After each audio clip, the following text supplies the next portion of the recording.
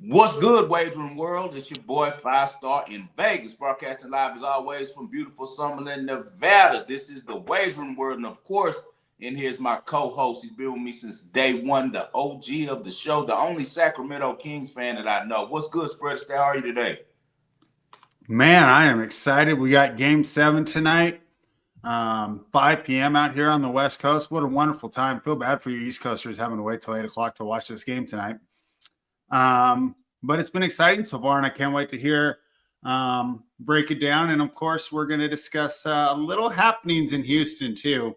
When you called me, I hadn't seen the trade yet. I don't know. I can't wait. I know that you're not too happy about it, but I don't think you guys gave up too much. So plenty to talk about here in the wagering world. Definitely a lot to talk about. We've had a really successful last couple shows. Let's get to the past real quick and review the wins that we had, and then we'll talk briefly or maybe extensively. It just depends, man, about this Rockets trade, man. And everyone who's in here watching the show live with us, we appreciate it. We know it's Sunday fun day. I got the kids locked up in the room, told them to be quiet because they're itching to get out the house like they do on a Sunday. Beautiful day in Vegas, kind of hot but still beautiful, man. And we stayed in because we had to get on and talk about this trade because everyone was wanting to know my thoughts about it. And also, we were supposed to do a show last week anyway and talk about this Game 7. So it kind of killed two birds with one stone. Let's get to the past and review the winners real quick, Spread, and then we'll talk about that trade. All right, let's go. What were we? 4-0, 5-0. 5-0 last week on the ball and parlay.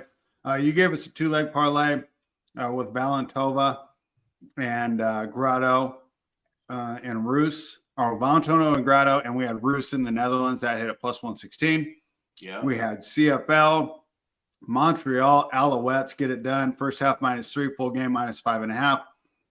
I gave out the Pacers first half in Game 3, and how fortunate was that? As oh wait, no, that was the game that they ran away with it, right?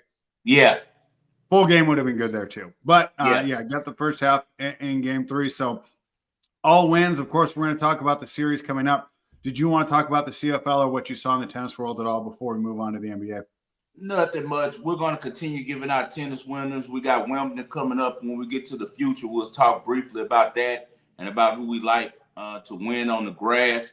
Big win this morning by my girl, Vondrousova. She gets the title in Berlin, a pretty coveted title, and maybe prepares her to make some noise off in Wimbledon at the All England Club. But also, just on the Canadian football, man, Montreal Alouettes are a machine right now. There'll be auto bets for me on the first half.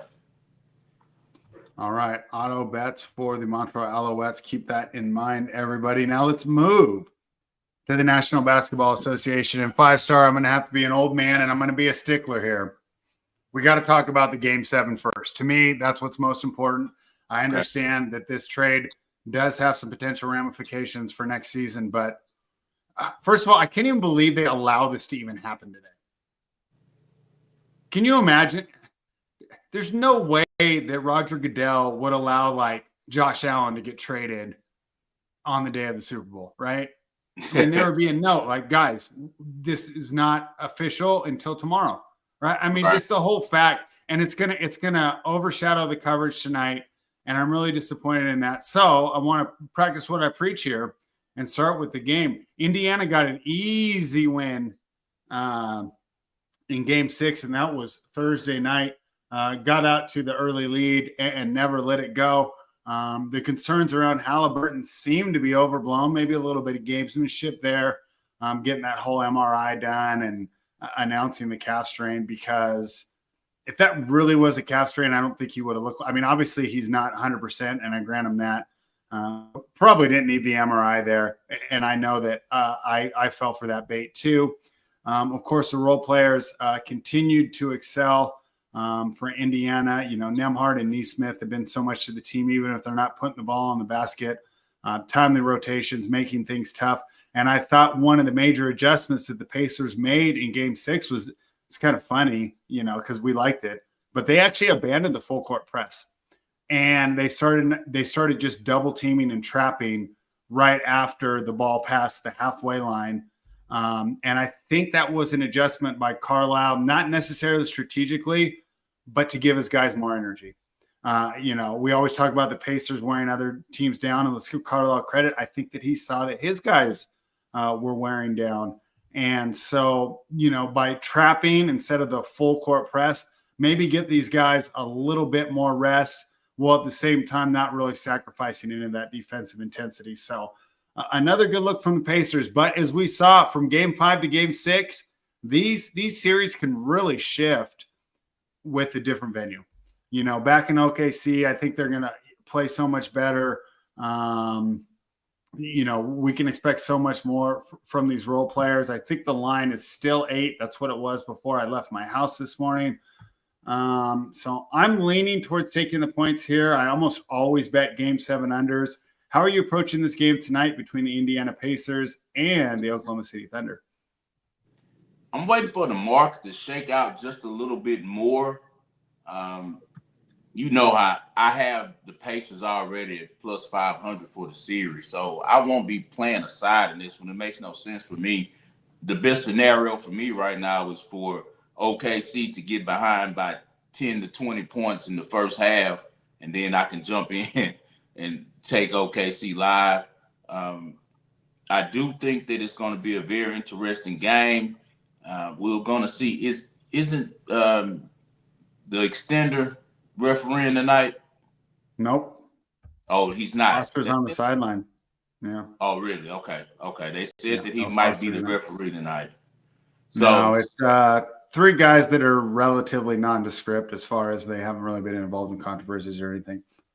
Okay. I haven't checked on the refs yet. Honestly, for it to be a Game 7, I was so caught up on the tennis this morning and betting so much tennis with the finals going on, and my guy Bublik finally getting over the hump with Medvedev. And like I said, I was up at like 2 watching Vondrousova match. So I haven't really locked in on this like a normal Game 7. It's hardly like the 2016 Game 7 when the Cavs played the Warriors and all day I was waiting for that game. So to be honest, I haven't really been excited about this game. You would think you would, but I'm not a big NBA guy already. I watch it. Of course, I love the Rockets. I was born a Rockets fan, but from a betting perspective, NBA is my least favorite market. So, and sports, unfortunately for me, is always approached from a betting aspect, man. So I haven't been locked in as much or caring as much as I said about today. But I will, of course, watch it. I said earlier, I have plus 500, as you all know if you watch the Wagering World. So I'm in a really good position because it's all profit for me. I got my money back when I got the plus 2.5 cash on the Pacers for the series. So it's already been profitable for me. Now it's just a watch. Emotionally, I would rather the Pacers win just because I'd like to see that story with a bunch of guys who no one believed in winning it all, and Halliburton being rated the most overrated player and then ends up winning the title. The brilliance of Rick Carlisle. And Indiana's just one of those places, man. They love basketball. Basketball Central is, the home of basketball in America. So I would love for those fans. They don't have a lot that they get in Indiana. So I really would like them to get this one. OKC, on the other hand, kind of in the same predicament as far as in not a really big popular, city and not a lot of people who follow that team. So they are well deserving of this title as well. So either way it goes, it's going to be 2 teams that, come from cities that are really, really basketball hungry, fans who really support. So that will be a good thing. And also both teams play team ball. So I do like that. As far as in the angles that I would take on tonight's bet would most likely be only betting on the prop side. I definitely was looking at Jalen Williams to go over. He didn't have a good game last game. He got the dunk of the season on him when Halliburton throws the no-look pass to Siakam, and Siakam dunks on him and looks like he paralyzed him afterwards. He was so bent up after. So he'll be having a lot of pride to play for tonight. And also, he's just a player that steps up in these type of situations anyway. So the over and under that I'm finding on Jalen Williams is only 22.5. I think that he can definitely get over that in this game. I think that he gets off to a fast start. I also like Siakam to get to 20 points. He's at a 20.5 minus 110. You can get him to score 20 points at let's see, what are they offering right now? Siakam at 20 points is minus 150. So the other half a point is worth it. So do the over 20.5 on Pascal Siakam.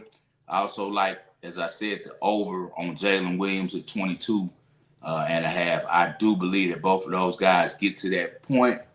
As far as on the Pacers side, I'd probably lean toward Benedict Mathurin. I think Ben Mathurin can go over 6.5. That's a short number for a guy who's a really explosive scorer. He can get that off for 2 drives and fouls and a 3-pointer.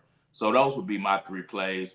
Cason Wallace also would be in play for me too at 4.5 points, even money. But my 3 plays that I'll make tonight and actually put in right now will be Pascal Siakam to go over 20.5 points tonight, Jalen Williams to go over 22.5 points tonight, and Ben Mathurin to go over 6.5 points. All right. Someone I'm happy to see in the chat, my guy, Jubo, an LSU graduate, right? Down in the swamp. Shout out LSU. Yeah, he tried to convince Joe Burrow to transfer there, right? Big fan of LSU. So his question is, if the Pacers win, how likely is the Halliburton MVP? What do you think? I honestly think Siakam will probably win the MVP. Just because. That's what I'm thinking too. Yeah, if they win tonight, we're going to expect another big performance from him. If you want to put something on a flyer, definitely look at him to score 30 points. Siakam at 30 points is plus 575. That's ridiculous. I got a win like that a couple months ago with Julius Randle. I guess it's a month ago. It might have been some weeks. These playoffs have been going forever. But Julius Randle with Minnesota was at 30 at the same number, and it hit a couple times. So Pascal Siakam to score 30 points at 575 is ridiculous, man. He can get 20 points in the first half. So I'll be looking to play that one as well. But just to answer his question, I don't think Halliburton gets unless he has a ridiculous triple-double tonight. Like if he goes for, 30, 10, and 10, yeah, he can steal it. Yeah. But at this point, I think or like a really absurd assist number, like 22 and 19 or something, right? Right. Yeah. So, all right. Anything more on tonight's game before we move on to your favorite team down in Houston? Nothing. Just, you guys, I'm approaching it a little bit different than everyone else because I have that futures ticket, as you know, with the 5-1. So I don't have to play this game on the side like I usually would play. So forgive me if I don't have much of a, information or opinion on the side because it could go either one. 7 points is to me a really, really funny number. So Indiana's taking money because this was 8 earlier today. Yeah, and I'm seeing 7 in Vegas, and they should be taking money because you got the better coach and the more veteran team in the game 7. But we know OKC has some ridiculous record of games they haven't lost in a row, and also they've been really good at home, really college-like environment. But how do they handle the pressure if things don't start out the way that they would like them to? If I'm the Pacers, this game here is very important to get off to a quick start. They've been behind every game they played in Oklahoma City early. They have to get out to a fast start. They really need to have the lead at the half, in my opinion, to have a really good shot at winning this game. And the reason why is just because as the pressure mounts on the favorites, who we know are OKC and they're at home, then we might see some of their youth, start to show. We forget how young these players are. SJ's a 7th-year player, but the rest of that team outside of Caruso was a bunch of kids, man, who are in their 2nd and 3rd year, 1st and 2nd years runs in the playoffs. So I definitely would take the points. That would be the way that I lean. And I'd probably lean money line the Pacers as well, just because I like Carlisle in this situation. But why would I make a bet on this game when I already am holding the best hand? I got plus 500. Just like the Rockets had the best hand, and unfortunately, they folded and messed up their ability to, continue on the path of OKC and Indiana and have a really good team for a long time. Now they're pushing all their chips in, man, and pretty much saying that we're going to win the championship in the next 2 years. And that's a big bet to be making. A lot of odds against you. All right. Jubo said it opened 8.5 on Pinnacle. Yeah. So Pacers taking money. Question here. So let's just say I do like the Pacers and I only want to make one bet. It was just flipping through. So down to 7, which kind of threw me off a little bit. But first half is still plus 5.5. I almost feel like that's better. Yeah. If I'm a Pacers bidder, I got to think about that one, of course, because they're saying it's going to be a blowout. I don't see that happening in this game 7. I think this is going to be a close affair. But they also know the books are wise enough to know that if it's a close game, most likely the Pacers are going to win. If they anticipate OKC winning, then it's a good line because OKC's a front-running team. They're a team that plays, they get on you early and they stay on you. They do not like playing close games. So if the game gets close, I like the Pacers. Another interesting juxtaposition here is on the total 5-star here. 216 for the total game, but only 105 for my first half under. I mean, I guess there'll be some fouling at the end of the game. I don't know. I was going to go first half under, but it feels like they've adjusted it too much. Everyone's going to be blazing all their guns at the end, and I know that with it being 7, they're saying that they know that if the Pacers are down, they're going to keep playing and fouling. And that makes sense because the Pacers are the only team to come back from being down 9 points within a minute. Like, it's been 4 teams do it. They've done it 3 times this playoff run. So, of course, they're going to keep playing. So maybe that's what they're anticipating with the upping the amount on the over at the end of the game. Maybe they expect the second half to be a little bit more wide open, first half to be a little tight. Yeah. So I like Pacers in the under, but if I'm splitting it up, I'll probably take my Pacers first half, hopefully catch that, and then just enjoy the rest of the game. Yeah. And I'm taking the 5.5. I mean, the plus 219 is attractive, and you can make an argument for it, but I'll just play it safe. But for the total, I'm going to go full game under 216. And, if I get burned at the end, I get burned at the end. But we also see at the end of these games too, even these fast-paced teams, they get these leads. Less than 5 minutes to go, they're not going to shoot it 7 seconds or less, and we talked about that before. And I gave you some credit for, basically calling Halliburton over Brunson in that last playoff series. And I mentioned his ability to control the pace of the game, and he knows when to push on the gas and when to hit the brake. So because of that, I like the total of under 216 full game.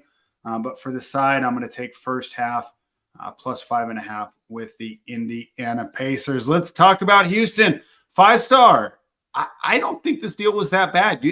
The only thing you gave up to, I know that you like Jalen Green, but a microwave style scorer is not like giving up Thompson would have been unforgivable, right? I mean, you can't find that. You can find microwave scorers. You can find guys that can get buckets. And then I know that you know more about this draft than I do. So I know that there's going to be a solid rotation player available at number 10, but you didn't hamstring any future flexibility. I didn't really think it was that bad. I also think that Kevin Durant's pretty much overrated at this point, and I don't know how much he actually helps you. But yeah, I don't know. I don't really think you guys gave up too much. So why did this trade bother you? Is it just messing with the chemistry, or is there a player at 10 that you were targeting that you think could be a Thompson like or Tari Eason like addition to that rotation? I mean, you didn't have to give up Thompson, you didn't have to give up Eason. Looks pretty good to me. What are your thoughts on this trade? All of the above, what you said. And the reason why is I'm not a big fan of Jalen Green, but I'm a fan of production, and I'm especially a fan of availability. And if you look at the 2 guys that we gave up, they're both Iron Men. In the last 5 years, Dillon Brooks has averaged 75 games per season. Jalen Green has, in his career, he's averaged about 80. He's only missed a few games, and that was his first 2 seasons when he had an injury or something. But the last 2 seasons, he's played 82 games. Kevin Durant has averaged in the last 5 seasons 50 games, about 52 games. So that's my issue. I always approach anything that has to do with sports and life in general with making odds for it because we're sports bettors. So when I look at the odds after this trade, it's not a good trade. And the reason being is if you had to take a bet right now spread on, would you take which one happens first? KD gets hurt for the season or career, or the Rockets win the championship. Which odds are you taking? Yeah, that's a good point.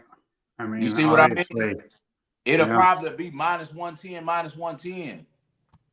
So let's just see. I just pulled it up for fun on Bet Online right now. Houston Rockets are now second for next year, which to me is an overreaction, but I assume that they understand that The books are nobody's bad running. bettors. They're just hoping that they get Rockets fans and KD fans to run to the Yeah. book. And I'm just approaching this as an investor. I've always been an entrepreneur. I've always been betting sports. And before that, I had to make my bets on whether I picked the right type of car when I went to the auction that's going to be able to sell, or the right piece of land that I was going to flip and change into a better piece of land to sell. So I have a lot of experience with forecasting. This is what I've done my whole life. And I always line things up as if it's a bet. And as a betting man, I just think that this was a bad trade because when you put everything together, what can happen at the end, I don't think that it's worth the amount that they gave up. Now, if we win a championship, it was all worth it. If we get a championship this year or next year, because that's pretty much the window, and hopefully we keep Jeff Green because, as I spoke about earlier in the year on X, KD is going to need someone to kick it with in the locker room. It can't just be him and Udoka. So, because I know that Udoka is the one that pushed for this trade. So, he got what he wanted. He got his boy KD, who he coached with the Nets. Let's see if they add anyone else with them because as constructed, we still have pretty much the same issues. If you've been watching KD the last couple of years, I know that they say that he's very efficient, which is true. Great mid-range shooter, which is true. But with that said, how has him being the lead guy equaled wins on the teams that he's been on? He's had his most success with the Warriors, with Curry as the lead guy, and him as just the sniper. And with the Nets, with Harden as the lead guy, and Kyrie as the lead guy, and him as just the sniper, the scorer. So I don't think that we really have enough around him, honestly, to say that, oh, this was a great trade, because now we get into a situation where we're looking for KD to do a lot. And also, they're going to have to switch some things offensively if the Rockets plan to be successful with KD in the lineup. We cannot continue to run the type of offense that Udoka employs and think that KD's going to be able to last because it's too much one-on-one basketball. You know, you have to find ways to get him easy shots. Now, if they develop a different system where he's getting a lot of easy shots, but this isn't 2018 KD where he could just pound it, cross you over, and shoot, a 20-footer over and over when he comes down, never gets tired, never gets hurt. That's over with. Those days are long gone because KD's been in the league now 20 years and probably been playing basketball every day of his life on those slim ligaments of his for 30 straight years. So we'll see how it works out. I always want my team to do well. This is just from me speaking as someone who forecasts for a living and who makes predictions. I don't think that this was a good trade when you think about, the outcomes. When you put them together, the odds say more that we're going to fail with KD than that we're going to win the championship. And why would you look at what's going on with the finals and see the type of teams that the Pacers have and OKC have? Now, if KD can fill the role of Pascal Siakam on the Pacers, then it's all worth it. It's all worth it. But I just feel like Siakam at this point is a lot, less injury prone, a little bit more active on defense, has a little bit more twitch than KD. KD just isn't the KD of old, and I can't describe it unless you've watched him from the beginning like I have. If you watched him at OKC, you saw some fall off when he first got to New Jersey after he had that incident where he got injured. Really, his fall off started after he got hurt in the finals with the Warriors. He's never been the same as far as in his ability to, move laterally, his ability to stay healthy. It's just been a different player. And now if he can give us 50 games, they rest him some games, bring him along slowly and have him ready for the playoffs, then that's good. Hopefully it works out fine. But you're giving up a lot when you're giving up Dylan Brooks, who was a leader on that team, came to play every night, always brought the competitive nature, really good three-point shooter. Also a player with the ceiling, though. And there's a reason that Dylan Brooks' teams always kind of peter out. Right? But what do? Like, we had one playoff run with this team.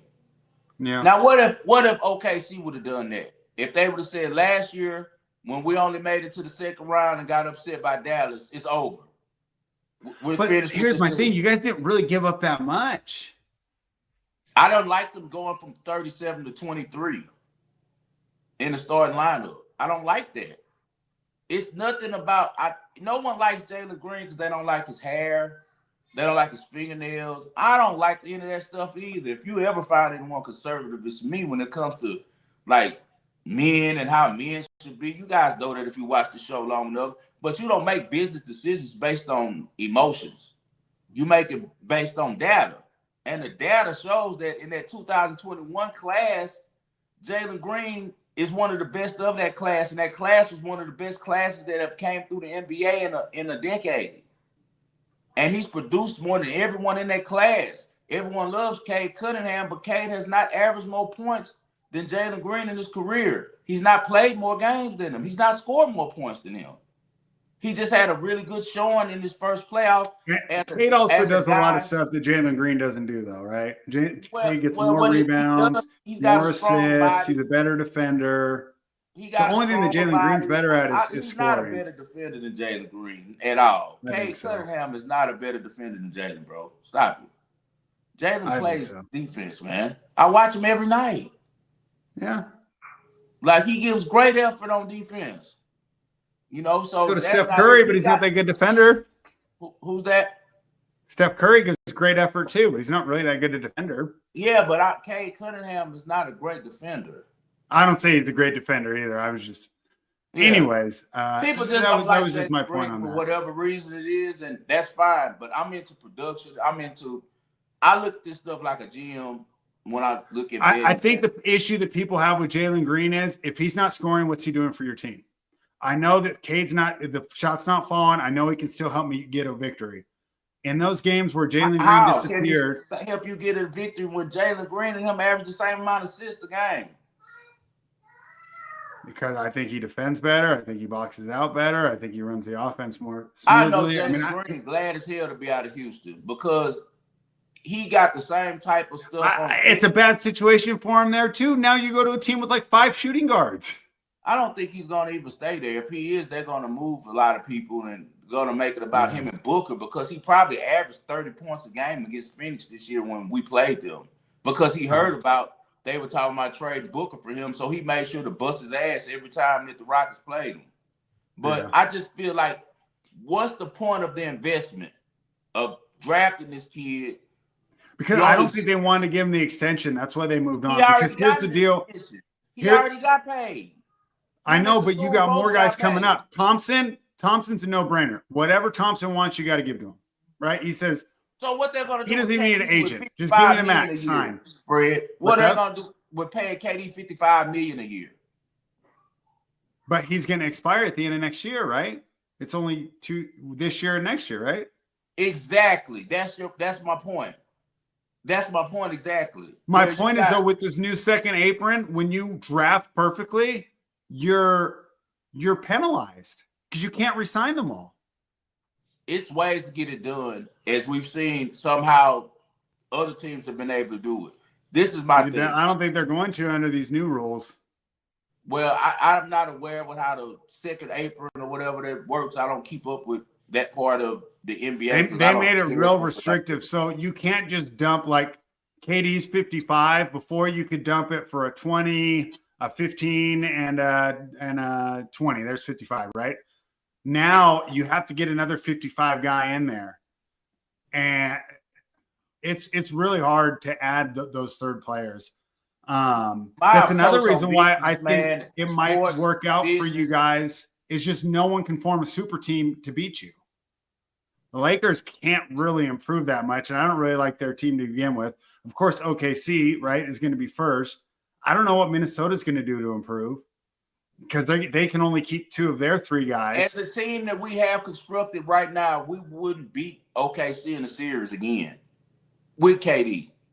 And we most likely wouldn't beat Minnesota as well because when Ant sees KD, he's thinking food. So he's going to do it.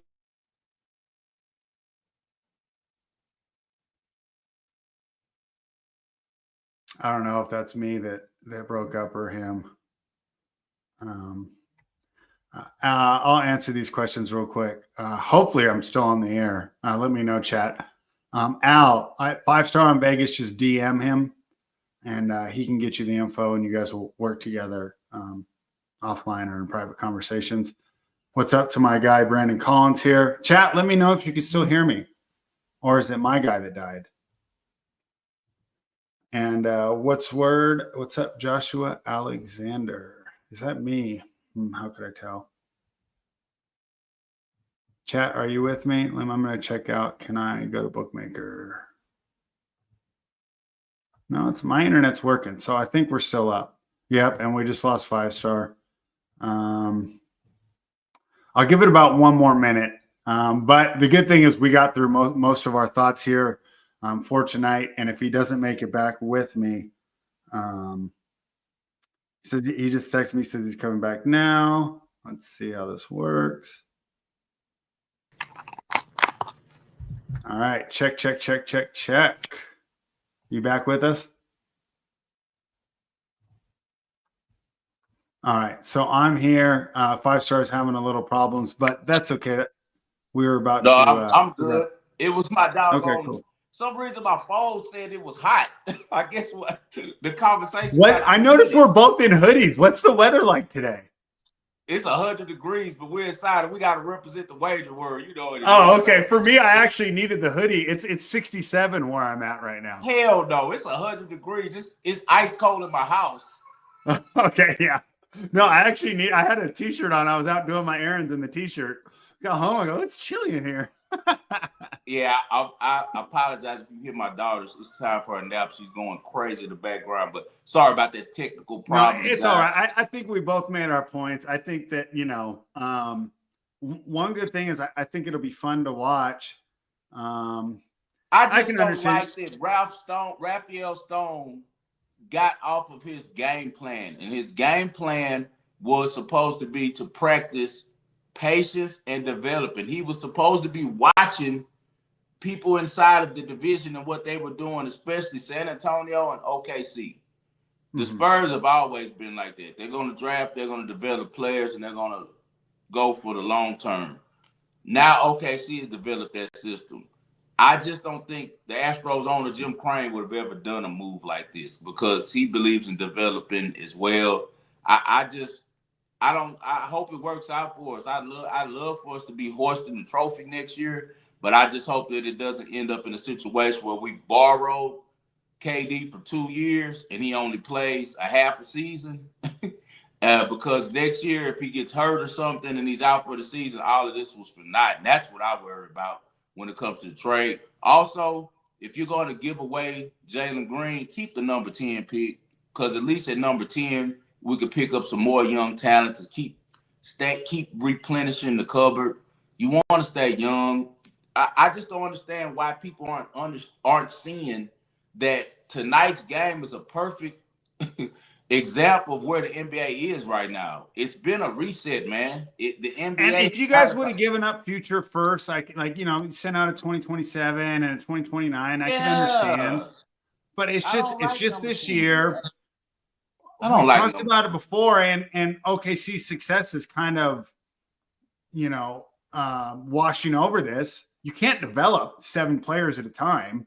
That's true. Having like 5 first-round picks isn't necessarily the best thing. Like ideally, you want a couple guys developing and some nice guys in their prime to help move that along. So we'll see how it turns out. One thing that like I said, will that I am happy about, maybe this is a sign that maybe Udoka is going to repair things with Cam Whitmore, because Cam Whitmore, as the shooting guard, does have a lot of upside. He has a lot more aggressive personality than Jalen does. Jalen is more like a smooth type of player. Eddie Jones type is who I see as ceiling that, like being an Eddie Jones type of player. And we saw that the Lakers ended up having to move Eddie Jones to get it done with Kobe by replacing him with Trevor Ariza. So hopefully it works out right. As you said, JG is a microwave scorer, but the problem I have is just that the data that I had said, don't trade him. Let it play out a little bit more, just because he'd only had one playoff experience. And look who they lost to. Like, they lost to freaking Steve Kerr, Olympian, 7-time champion, won in every type of way as a player and a head coach. They lost to Steph Curry, who was on a mission. If he hadn't gotten hurt, I believe they would have beaten Minnesota. And you lose to Draymond Green. You lose to all of these guys. Jimmy Butler, who's always been a playoff riser. Like, they didn't lose to, like, just some random team in the playoffs. Like, they lost to a really solid team, a veteran team that was a tough matchup for them. So I just thought that they should have gave the team a run back. And I think that they put a lot of the blame on Jalen Green, and he didn't deserve all of the blame.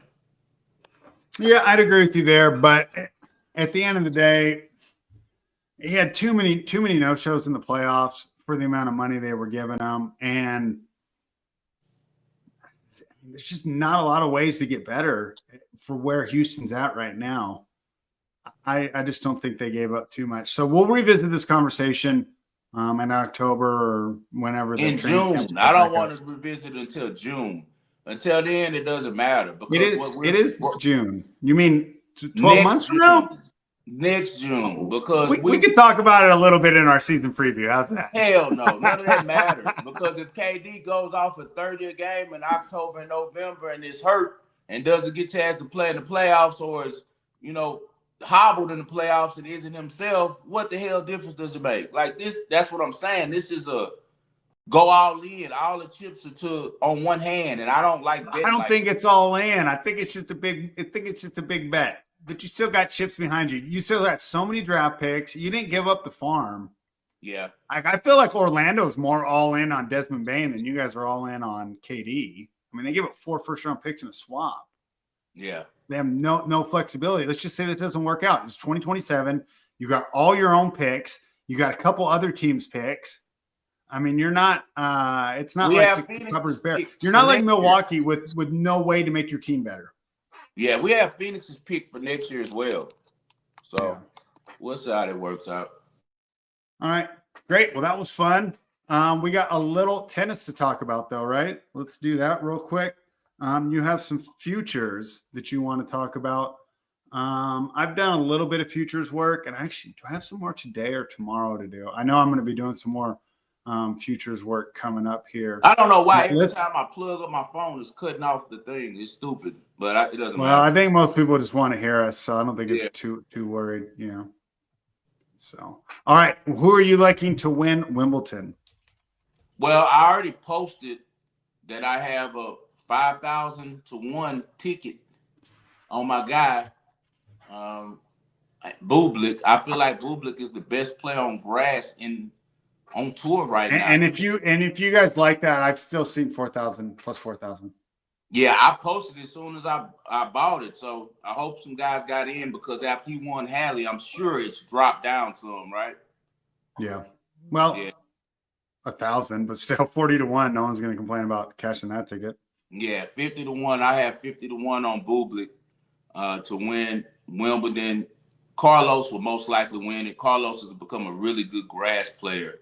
It actually fits his game better than clay or hard court, because what hurts Carlos really is he has so many tools that he has so many different decisions to make when he gets the ball and what he wants to do. The grass eliminates that for him, because he has to be so quick with his decision making, where he could just really use his tools, man. And he had a very impressive win today. Wins in 3 sets. I was able to get a second set for a nice price. So I still made a little money off of him, even though he won. But Carlos will most likely win Wimbledon. Who do you like to win Wimbledon? Yeah, I mean, I like Carlos too, but unfortunately, I don't think you're getting the value. I thought the French Open was easier to take the short price on him because I just felt like he was going to be in the finals no matter what. Yeah. On grass, of course, we know that things can be more treacherous because that serves just like a pitcher, right? Yeah. Just like in baseball, right? You get a guy in the postseason, right, that can just start dropping 9 innings a night, every second or third game, and it could propel you through there. Serve is the same thing in Wimbledon. You get a guy, and I'm going to choose 2 big servers for my long shots. I'm going to take Taylor Fritz and Ben Shelton. And, just 2 big serve +1, serve and forehand, quick tennis. My dad loves it. My dad doesn't like the French Open. He says the top points take too long. He's gearing up for Wimbledon. He wants to see these. He wants to watch 5 sets in 2.5 hours, and we're going to see a lot of that. So I agree with you. If we're just doing a tennis podcast, I think that Carlos will probably win. Unfortunately, I don't think the price gives you good value either for Sinner either. And they're even more appropriate prices, or lucrative prices than they got at the French. But like I said, I just think it's such a more dangerous surface, and upsets are more likely here. So I like Fritz and Shelton as my long shots on the men's side. All right. On the women's side, who do you like? Another one I'm going for some long shots. I kind of like Pegula. I'm trying to remember what I got her at. I think I got her at 40-1. Yeah, she's at 35-1 now. Yeah, a little bit. It's another one where I just think that the top players are not getting good value, right? So let's say you tell me you bet Sabalenka and she wins the tournament. Obviously, you're going to enjoy spending that money, but I just long term, I don't think that you're getting the right price for any of these top players right now. There's just too many flaws. Coco, what a great run, and how happy were we to cash those tickets. But her biggest weaknesses are really going to be brought to the forefront here. I think they're a lot easier to hide on the clay, but the inconsistent serve and the inconsistent forehand, someone's going to figure it out. I mean, I'm rooting for it. I hope no one does, but I think that it's most likely that someone figures it out. I mean, even if Iga had won every single match on clay, I wouldn't bet her at Wimbledon. She's not comfortable on grass at all, which doesn't make sense because if I just watched her on hard courts, I would think that she'd be a great grass player, but she's not. And I'm trying to think who else is up there on the top. I think you can make a good argument maybe there for Anisimova getting hot. I know that she's done well. Yep. I think she's another one. And I don't want to be a homer, but Penko's 70-1. I got to throw a little bit on there too. If anyone can get hot for 7 matches, it's her. Okay. Well, I like. Who are you taking on the women's side? I like Anisimova at 35-1 because I think that sooner or later she's going to sneak in one major title before her career is over with. She's that good of a player, dominated as a youth player, and then kind of got lost on hanging with Nick Kyrgios and partying a little bit too much, and kind of just is getting back grounded. Then she lost her father, who was big in her life.